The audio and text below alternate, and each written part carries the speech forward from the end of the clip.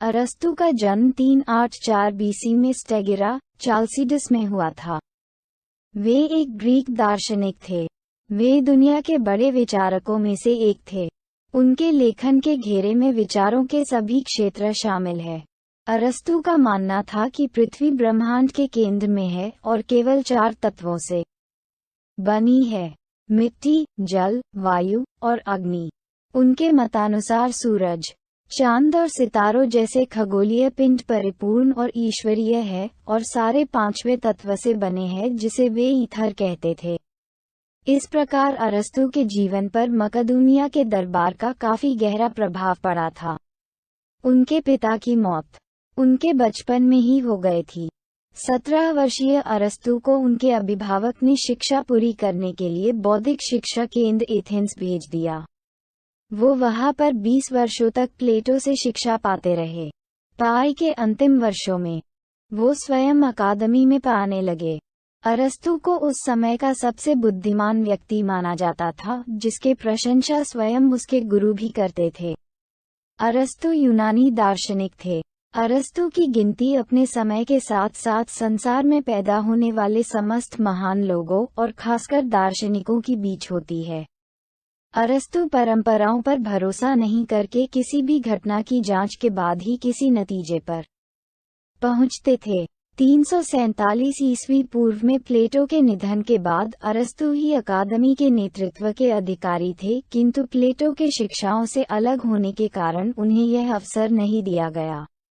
एत्रानियस के मित्र शासक हर्मियाज के निमंत्रण पर अरस्तु उनके दरबार में चले गए। वो वहां पर 3 वर्ष रहे और इस दौरान उन्होंने राजा की भतीजी हिरलिस नामक महिला से विवाह कर लिया। अरस्तु की ये दूसरी पत्नी थी। उससे पहले उन्होंने पिथियस नामक महिला से विवाह किया था, जिसके मौत के बाद उन्होंने दूसरा विवाह किया था। शायद ये प्रकृति, तर्क और कारण के प्रति उनके दृढ़ आकर्षण के कारण था कि उन्होंने कुछ महत्वपूर्ण योगदान दिए। ये योगदान आज भी आधुनिक गणित, तत्वमीमांसा, भौतिकी, जीव विज्ञान, वनस्पति विज्ञान, राजनीति, चिकित्सा और कई अन्य में परिलक्षित होते हैं। उन्होंने प्रथम शिक्षक कहलाने का सम्मान अर्जित किया। उनकी उपलब्धियों के बारे में और गहराई से जानने के लिए यहाँ हम अरस्तु के बारे में शीर्ष 21 तथ्य बता रहे हैं। 1. अरस्तु छोटी उम्र में ही अनाथ हो गए थे। अरस्तु के माता पिता दोनों की मृत्यु हो गई जब वह लगभग 13 वर्ष के थे और अतर्नियस का प्रोक्सेनस उनका संरक्षक बन गया। प्रोक्सेनस ने अरस्तु को प्लेटो की अकादमी में एथेंस भेजने से पहले कुछ वर्षों तक शिक्षित किया। वह एशिया माइनर के एक शहर अतर्नेउस में रहता था। 348 to 347 ईसा पूर्व में जाने से पहले अरस्तु लगभग 20 वर्षों तक एथेंस में रहे। ये संभव है कि वह उस समय एथेंस में मैसेडोनियन विरोधी भावनाओं से डर गया था और प्लेटो के मरने से पहले वहां से चला गया था। 2. वह प्राणीशास्त्र के संस्थापक हैं। प्लेटो की मृत्यु के बाद अरस्तु ने ज़ेनोक्रेट्स के साथ एशिया माइनर में अपने मित्र हर्मियास ऑफ एटेनस के दरबार की यात्रा की। हर्मियास की मृत्यु के बाद अरस्तु ने अपने शिष्य थियोफ्रेस्टस के साथ लेस्बोस द्वीप की यात्रा की, जहां उन्होंने मिलकर द्वीप और इसके आश्रयित लैगून की वनस्पति विज्ञान और प्राणीशास्त्र पर शोध किया। अरस्तु अपने समय से आगे का व्यक्ति था। दुनिया का अध्ययन कैसे किया जाए, इस पर उनके पास नए विचार थे। वह दुनिया का विस्तृत अवलोकन करते थे और जो देखते थे उसे दर्ज करते थे। जानवरों की शारीरिक रचना के बारे में और अधिक जानने की चाह में उन्होंने उनका विच्छेदन करना शुरू किया, जो एक नई प्रथा थी। उस समय के यूनानी दार्शनिक और शिक्षक दुनिया का अवलोकन किए बिना उसके बारे में सोचते हुए अपना सारा काम अपने दिमाग में करते थे। 3.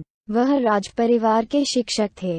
343 बीसी में अरस्तु को मैसेडोन के फिलिप द्वितीय ने अपने बेटे अलेक्जेंडर द ग्रेट का शिक्षक बनने के लिए आमंत्रित किया था। उन्होंने अपने शिक्षक से बहुत सलाह ली। अरस्तु ने टॉलमी और कैसेंडर को भी पढ़ाया, जो अंततः राजा बने। 4. अरस्तु ने जानवरों के वर्गीकरण में योगदान दिया। अरस्तु पहले व्यक्ति थे जिन्होंने विभिन्न जानवरों के वर्गीकरण की खोज की। उन्होंने कुछ जानवरों को तुलनीय समूहों में वर्गीकृत करने के लिए उन विशेषताओं का उपयोग किया जो उनमें आम हैं। उदाहरण के लिए, रक्त की उपस्थिति के आधार पर उन्होंने दो अलग अलग समूह बनाए, जैसे रक्त वाले जानवर और बिना रक्त वाले जानवर। इसी प्रकार उनके निवास स्थान के आधार पर उन्होंने जानवरों को पानी में रहने वाले और जमीन पर रहने वाले जानवरों के रूप में वर्गीकृत किया। उनके विचार में जीवन में एक पदानुक्रमित संरचना थी और सभी जीवित प्राणियों को निम्नतम से उच्चतम तक उनकी स्थिति के आधार पर इस पदानुक्रम में समूहीकृत किया जा सकता था। उन्होंने मानव प्रजाति को इस क्रम में सबसे ऊपर रखा। 5. भौतिकी में उनका योगदान। ये सच है कि जबकि अरस्तु जीवन विज्ञान के क्षेत्र में नई सीमाओं के संस्थापक थे, भौतिकी में उनके उद्यम तुलनात्मक रूप से कम थे। ऐसा प्रतीत होता है कि भौतिकी में उनका अध्ययन आधुनिक और प्रारंभिक यूनानी विचारकों के पूर्व स्थापित विचारों से अत्यधिक प्रभावित था। उदाहरण के लिए, जनरेशन एंड करप्शन और ऑन द हेवेंस पर अपने शोध प्रबंधों में उन्होंने जिस विश्व व्यवस्था का वर्णन किया, उसमें कुछ पूर्व सुकराती युग के सिद्धांतकारों द्वारा किए गए प्रस्तावों के साथ कई समानताएं थीं। उन्होंने ब्रह्मांड की संरचना पर एम्पेडोकल्स के दृष्टिकोण को अपनाया कि सब कुछ 4 मूलभूत तत्वों पृथ्वी, जल, वायु और अग्नि की विभिन्न रचनाओं से बनाया गया था। उसी तरह अरस्तु का मानना था कि किसी भी प्रकार के परिवर्तन का मतलब है कि कुछ गति में है, बल्कि आत्मा विरोधाभासी तरीके से कम शुरुआती व्याख्याकारों को ऐसा ही लगा। उन्होंने किसी भी चीज की गति को एक संभावना की वास्तविकता के रूप में परिभाषित किया। अपनी संपूर्णता में अरस्तु ने भौतिकी को सैद्धांतिक विज्ञान के एक भाग के रूप में समझा जो प्राकृतिक दर्शन के अनुरूप था। शायद अरस्तु की व्याख्या से जुड़ा एक अधिक समान शब्द केवल प्रकृति का अध्ययन होगा। 6. मनोविज्ञान पर उनके विचार। अरस्तु एक ऐसी पुस्तक लिखने वाले पहले व्यक्ति थे जो मनोविज्ञान की विशिष्टताओं से संबंधित थी। दी एनिमा या ऑन द सोल। इस पुस्तक में वह अमूर्तता के विचार का सुझाव देते हैं जो मनुष्य के शरीर और दिमाग पर राज करता है।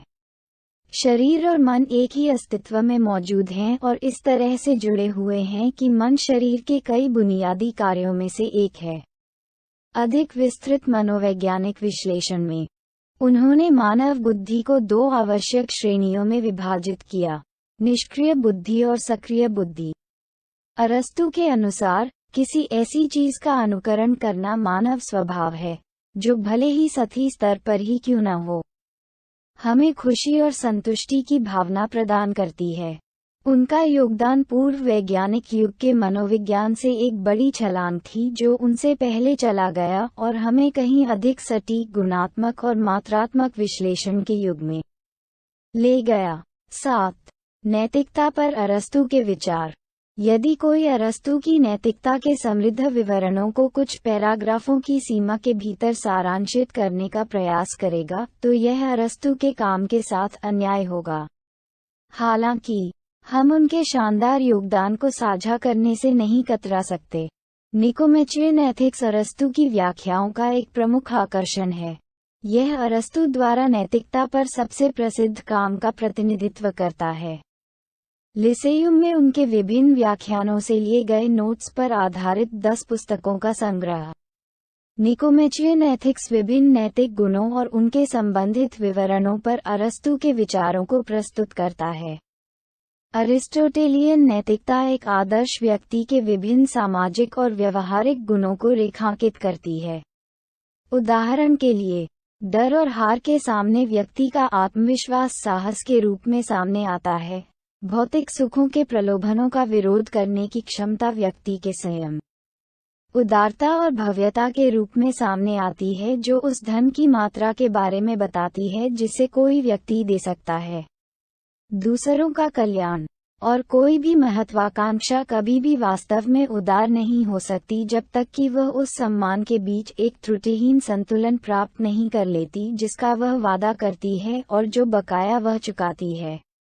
ये अन्य महत्वपूर्ण अंशों के साथ नैतिकता में अरस्तू के प्रयासों के लिए आधार तैयार करते हैं। इस नैतिक सार में अरस्तू का मानना था कि हमारे माता पिता, समाज और प्रकृति के विभिन्न प्रभावों के बावजूद हम अपनी आत्माओं और उनकी सक्रिय स्थितियों के एकमात्र कथाकार हैं। 8. राजनीति पर अरस्तू। पॉलिटिक्स ग्रीक शब्द पोलिस से लिया गया शब्द है जो प्राचीन ग्रीस में किसी शहर राज्य का प्रतिनिधित्व करता था।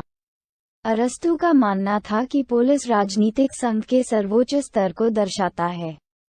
एक व्यक्ति के लिए अच्छी गुणवत्ता वाला जीवन जीने के लिए पोलिस का नागरिक होना आवश्यक था। इस स्थिति को प्राप्त करने का मतलब था कि एक नागरिक को स्थायी निवास सुरक्षित करने के लिए आवश्यक राजनीतिक संबंध बनाने की आवश्यकता थी। अरस्तू के विचार में ये खोज इस तथ्य की ओर इशारा करती है कि मनुष्य एक राजनीतिक प्राणी है। बिना किसी संदेह के अरस्तू के जीवन के विभिन्न उपक्रमों ने उनके राजनीतिक कौशल को उन तरीकों से आकार देने में मदद की जो उनके पूर्ववर्तियों और समकालीनों ने नहीं कर सके। प्राकृतिक वनस्पतियों और जीवों के जीव विज्ञान में उनके प्रगतिशील कारनामे उनकी राजनीति की प्रकृतिवाद में स्पष्ट रूप से दिखाई देते हैं। वह पोलिस और उसके संबंधित संविधानों को 6 श्रेणियों में विभाजित करता है, जिनमें से वह 3 को अच्छा और शेष 3 को बुरा मानता है। उनके विचार में अच्छे लोगों में संवैधानिक सरकार, अभिजात वर्ग और राजत्व शामिल हैं, और बुरे लोगों में लोकतंत्र, कुलीन तंत्र और अत्याचार शामिल हैं। उनका मानना है कि किसी व्यक्ति का राजनीतिक मूल्यांकन सीधे तौर पर उनके पुलिस के जीवन को बेहतर बनाने में उनके योगदान पर निर्भर करता है। 9. अरस्तू के कई उपनाम हैं। मोटे तौर पर अनुवादित अरस्तू के नाम का अर्थ है सर्वोत्तम उद्देश्य। हालांकि जैसे जैसे अरस्तू प्रसिद्ध होता गया, उसने कई उपनाम एकत्र किए। जब वह जीवित थे तब उन्हें उस व्यक्ति के रूप में जाना जाता था जो सब कुछ जानता था। बाद में टॉमस एक्विनास ने उन्हें केवल द फिलोसोफर नाम दिया, क्योंकि उनका मानना था कि अरस्तू ही एकमात्र ऐसे दार्शनिक थे जिनकी किसी को भी आवश्यकता होगी। मध्यकालीन युग के उत्तरार्ध में दांते एलिघियरी ने अपनी उत्कृष्ट कृति डिवाइन कॉमेडी में उन्हें द मास्टर नाम दिया। 10. अरस्तू ने एक स्कूल शुरू किया। अरस्तू ने लिसेयुम में एक स्कूल शुरू किया जिसे पेरिपेटेटिक स्कूल के नाम से जाना जाता है। कई लोग इस नाम का श्रेय अरस्तू की व्याख्यान देते समय चलने की कथित आदत को देते हैं, जो पेरिपेटेटिकोस ग्रीक अर्थ चलना शब्द से आया है। यह अधिक संभावना है कि यह नाम पेरिपेटोई से आया है, जो लिसेयुम को घेरता है। 11. अरस्तू शिक्षा को खुशी और अच्छाई की प्राप्ति मानते थे। शिक्षा के उद्देश्य के बारे में अरस्तू का दृष्टिकोण उनके पूर्ववर्ती सुकरात और प्लेटो से भिन्न था। वे शिक्षा की सार्थकता में विश्वास रखते थे। सुकरात और प्लेटो के अनुसार शिक्षा का उद्देश्य ज्ञान प्राप्त करना था, जबकि अरस्तू का उद्देश्य जीवन में खुशी या अच्छाई प्राप्त करना था, इस बात पर जोर देते हुए कि सद्गुण इन दोनों में निहित हैं। उन्होंने आगे अच्छाई को 2 श्रेणियों में विभाजित किया, अर्थात बुद्धि की अच्छाई और चरित्र की अच्छाई। ये कहते हुए कि पहले को शिक्षण द्वारा उत्पादित और बढ़ाया जा सकता है और प्रशिक्षण और अनुभव का उत्पाद है, जबकि बाद वाला आदत का परिणाम है और इसे अच्छी आदतें के गठन के माध्यम से प्राप्त किया जा सकता है। 12. अरस्तू का शिक्षा पाठ्यक्रम। अरस्तू जिम्नास्टिक पर जोर देते हैं। हालांकि उनके लिए जिम्नास्टिक का प्रशिक्षण प्राप्त करने का उद्देश्य न केवल एथलेटिक्स में पूर्णता पैदा करना था, बल्कि खेल भावना का विकास करना और सबसे बढ़कर जुनून और भूख पर नियंत्रण के लिए अच्छी आदतें विकसित करना था। 13. अरस्तू भौतिकी और खगोल विज्ञान के जनक भी थे। वह शिक्षा के प्रारंभिक चरण में नैतिक और बौद्धिक विकास के लिए संगीत और साहित्य को उपयोगी मानते हैं। उन्होंने उच्च शिक्षा के लिए गणित पढ़ाने की सिफारिश की, क्योंकि यह मनुष्य में निगमनात्मक तर्क की शक्ति विकसित करता है। भौतिकी और खगोल विज्ञान का शिक्षण भी उन्हीं का विचार था। 14. अरस्तु संचार मॉडल के जनक थे। एक महान दार्शनिक अरस्तु ने सबसे पहले जनसंचार मॉडल की शुरुआत की, जिसे अरस्तु का संचार मॉडल कहा जाता है। उन्होंने 300 BC से पहले एक मॉडल प्रस्तावित किया था, जिसमें उनके संचार मॉडल में संचार श्रृंखला में दर्शकों की भूमिका के महत्व को पाया गया था। 15. अरस्तु की संचार की विचारधारा। अरस्तु के संचार मॉडल के अनुसार वक्ता संचार में मुख्य व्यक्ति है। यह व्यक्ति सभी संचार के लिए पूर्ण रूप से जिम्मेदार है। संचार के इस मॉडल में यह महत्वपूर्ण है कि वक्ता अपने शब्दों का चयन सावधानी से करे। उसे अपने श्रोताओं का विश्लेषण करना चाहिए और उसके अनुसार अपना भाषण तैयार करना चाहिए। 16. अरस्तु ने अपने अधिकांश कार्यों को नोट्स और पांडुलिपियों के रूप में दर्ज किया। अरस्तु के अधिकांश लेखन नोट्स और पांडुलिपियों के रूप में रखे गए थे, जिनकी सामग्री को बनाए रखने के लिए धूल और घुन से संरक्षण की आवश्यकता थी। ये प्रमुख कारणों में से एक है कि 200 से अधिक पांडुलिपियों पर उनके काम के बावजूद उनमें से केवल 31 ही अभी भी आधुनिक पाठकों के हाथों में हैं। अरस्तु के अनुयायी जैसे थियोफ्रेस्टस और उनके शिष्य नेलियस अरस्तु के लेखन को संरक्षित करने की जिम्मेदारी के कारण काफी ऐतिहासिक महत्व रखते हैं। उन्होंने अन्य बाद के शास्त्रीय विद्वानों की तरह अरस्तु के काम के विस्तार के बजाय उसके संरक्षण और विश्लेषण को प्राथमिकता दी। 17. हो सकता है कि वह किसी पुरुष के साथ प्रेम संबंध में शामिल रहा हो। अरस्तु की मुलाकात हर्मियास की भतीजी और दत्तक बेटी पाइथियास से तब हुई जब वह एशिया माइनर में अतर्नियस के हर्मियास के दरबार में गए। अंततः अरस्तु ने पाइथियास से विवाह किया और उन दोनों की एक बेटी हुई, जिसका नाम उन दोनों ने पाइथियास रखा। अरस्तु की पत्नी पाइथियास का निधन लगभग 335 BC हुआ था। अपनी पत्नी के निधन के बाद उन्होंने पुनर्विवाह नहीं किया, लेकिन अपने गृहनगर स्टैगिरस के एक आगंतुक हर्पिलिस के साथ एक रिश्ता विकसित किया।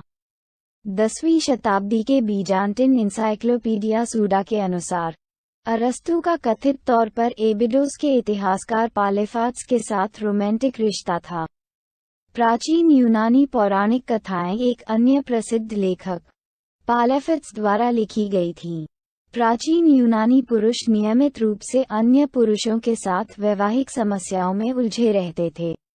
18. वह स्त्री द्वेषी था। अरस्तु के काल के दृष्टिकोण और सामाजिक मानकों को महिलाओं पर उनकी राय में देखा जा सकता है। उनका मानना था कि पुरुषों से कमतर होने के कारण महिलाओं को अपने पतियों के अधीन रहना चाहिए और राजनीति से दूर रखना चाहिए। उन्होंने दावा किया कि महिलाएं शक्ति का प्रयोग करने की तुलना में शासित होने के लिए अधिक उपयुक्त हैं। हालांकि इन विचारों को समकालीन मानकों के अनुसार पुराना और समस्याग्रस्त माना जा सकता है, लेकिन ये ध्यान रखना महत्वपूर्ण है कि वे प्राचीन यूनानी संस्कृति में व्यापक थे और अरस्तु तक सीमित नहीं थे। 19. अरस्तु का रोमांस भरा जीवन। अरस्तु ने पाइथियास से शादी की और उनकी एक बेटी थी, जिसका नाम उन्होंने उसकी मां के नाम पर पाइथियास रखा। अपनी पहली पत्नी के दुर्भाग्यपूर्ण निधन के बाद अरस्तु को हर्पिलिस से प्यार हो गया। हर्पिलिस पाइथियास का पूर्व गुलाम था। उनकी नई पत्नी से उन्हें एक पुत्र हुआ, जिसका नाम उन्होंने निकोमाचिस रखा। 20. उनके नाम पर पहाड़ हैं। ग्रीक शब्द एंटार्कटाइक के लैटिनीकृत रूप को अंटार्कटिका कहा जाता है। ये किसी ऐसी चीज को संदर्भित करता है जो आर्कटिक के विपरीत या उत्तर के विपरीत है। अरस्तु ने दुनिया के दक्षिणी उच्च ऊंचाई वाले क्षेत्र में एक भू आकृति के बारे में सिद्धांत दिया और अपनी पुस्तक मौसम विज्ञान में इसे अंटार्कटिका नाम दिया। भले ही उसके पास इसके अस्तित्व के बारे में जानने का कोई तरीका नहीं था, फिर भी वह अंटार्कटिका के बारे में लिखने वाले पहले व्यक्ति बन गए। इसी की मान्यता में अंटार्कटिका में अरस्तु पर्वत का नाम उनके नाम पर रखा गया है। अरिस्टोटेल्स। उनके नाम की शास्त्रीय वर्तनी और उच्चारण में चंद्रमा पर एक गड्ढा दिया गया है, जो अंटार्कटिका के अतिरिक्त है। 21। उनके द्वारा प्रस्तावित कई सिद्धांत गलत हैं। अरस्तु के लगभग सभी भौतिकी और रसायन विज्ञान सिद्धांत बाद में गलत पाए गए। उदाहरण के लिए, जबकि अरस्तु ने दावा किया था कि सूर्य पृथ्वी की परिक्रमा करता है, कोपरनिकस और केपलर ने प्रदर्शित किया कि पृथ्वी सूर्य की परिक्रमा करती है। गैलीलियो की दूरबीन से, जिसमें चंद्रमा पर पहाड़ और गड्ढे दिखाई देते थे, अरिस्टोटेलियन के अविनाशी रूप से परिपूर्ण चिकने चंद्रमा के विचार को गलत दिखाया गया था। अरस्तु का मानना था कि भारी वस्तुएं हल्की वस्तुओं की तुलना में अधिक तेजी से पृथ्वी पर गिरती हैं। लेकिन गैलीलियो के प्रयोगों से पता चला कि जिस गति से कोई भी चीज पृथ्वी पर गिरती है वह द्रव्यमान से स्वतंत्र होती है। अरस्तु को खोज करना बड़ा अच्छा लगता था, खासकर ऐसे विषयों पर जो मानव स्वभाव से जुड़े हों, जैसे कि आदमी को जब भी समस्या आती है वो किस तरह से इनका सामना करता है, और आदमी का दिमाग किस तरह से काम करता है। समाज को लोगों से जोड़े रखने के लिए काम करने वाले प्रशासन में क्या ऐसा होना चाहिए जो सर्वदा उचित तरीके से काम करें। ऐसे प्रश्नों के उत्तर पाने के लिए अरस्तु अपने आसपास के माहौल पर प्रायोगिक रुख रखते हुए बड़े इत्मीनान के साथ काम करते रहते थे। वो अपने शिष्यों को सुबह सुबह विस्तृत रूप से और शाम को आम लोगों को साधारण भाषा में प्रवचन देते थे। एलेक्जेंडर की अचानक मृत्यु पर मकदूनिया के विरोध के स्वर उठ खड़े हुए। उन पर नास्तिकता का भी आरोप लगाया गया। वो दंड से बचने के लिए चलसिस चले गए और वहीं पर एलेक्जेंडर की मौत के 1 साल बाद 62 वर्ष की उम्र में उनकी मृत्यु हो गई। अरस्तु ने कई ग्रंथों की रचना की थी, लेकिन इनमें से कुछ ही अब तक सुरक्षित रह पाए हैं। सुरक्षित लेखे की सूची इस प्रकार है: politics, Nicomachean ethics, Eudemian ethics, rhetoric, थिएटिक्स, metaphysics, problems, history of animals, parts of animals, movement of animals, progression of animals, generation of animals, sense and sensibilia, on memory, on sleep, on dreams, on divination in sleep, on length and shortness of life, on youth, old age, life and death and respiration. Physics, on the heavens, on generation and corruption, meteorology, on the universe, on the soul. मकदूनिया के राजा Philip के निमंत्रण पर वो उनके 13 वर्षीय पुत्र सिकंदर को पाने लगे। पिता पुत्र दोनों ही अरस्तु को बड़ा सम्मान देते थे। लोग यहाँ तक कहते थे कि अरस्तु को शाही दरबार से काफी धन मिलता है और हजारों गुलाम उनकी सेवा में रहते हैं। हालांकि ये सब बातें निराधार थी। सिकंदर के राजा बनने के बाद अरस्तु का काम खत्म हो गया और वो वापस एथेंस आ गए। अरस्तु ने प्लेटोनिक स्कूल और प्लेटोवाद की स्थापना की। अरस्तु अक्सर प्रवचन देते समय टहलते रहते थे, इसलिए कुछ समय बाद उनके अनुयायी पेरिपेटेटिक्स कहलाने लगे। अरस्तु ने अपोलो के मंदिर के पास एक विद्यापीठ की स्थापना की, जो कि पर्यटक विद्यापीठ के नाम से प्रसिद्ध हुआ। अरस्तु का बाकी जीवन यहीं पर बीता। अपने महान शिष्य सिकंदर की मृत्यु के बाद अरस्तु ने भी विष पीकर आत्महत्या कर ली थी। अरस्तु के अनमोल विचार: 1. अगर औरतें नहीं होती तो इस दुनिया की सारी दौलत बेमानी होती। 2. एक निश्चित बिंदु के बाद पैसे का कोई अर्थ नहीं रह जाता। 3. किसी मनुष्य का स्वभाव ही उसे विश्वसनीय बनाता है, न कि उसकी संपत्ति। 4. दोस्तों के बिना कोई भी जीना नहीं चाहेगा, चाहे उसके पास बाकी सब कुछ हो। 5. मित्र का सम्मान करो, पीठ पीछे उसकी प्रशंसा करो और आवश्यकता पड़ने पर उसकी सहायता करो। 6. मनुष्य स्वभाव से एक राजनीतिक जानवर है। 7. कोई भी उस व्यक्ति से प्रेम नहीं करता जिससे वो डरता है। 8. बुरे व्यक्ति पश्चाताप से भरे होते हैं। 9. डर बुराई की अपेक्षा से उत्पन्न होने वाला दर्द है। 10. जो सभी का मित्र होता है वो किसी का मित्र नहीं होता है। 11. खुशी हम पर निर्भर करती है। 12. संकोच युवाओं के लिए एक आभूषण है, लेकिन बड़ी उम्र के लोगों के लिए धिक्कार। 13. मनुष्य प्राकृतिक रूप से ज्ञान की इच्छा रखता है। 14. मनुष्य के सभी कार्य इन सातों में से किसी एक या अधिक वजहों से होते हैं: मौका, प्रकृति, मजबूरी, आदत, कारण, जुनून, इच्छा। 15. चरित्र को हम अपनी बात मनवाने का सबसे प्रभावी माध्यम कह सकते हैं।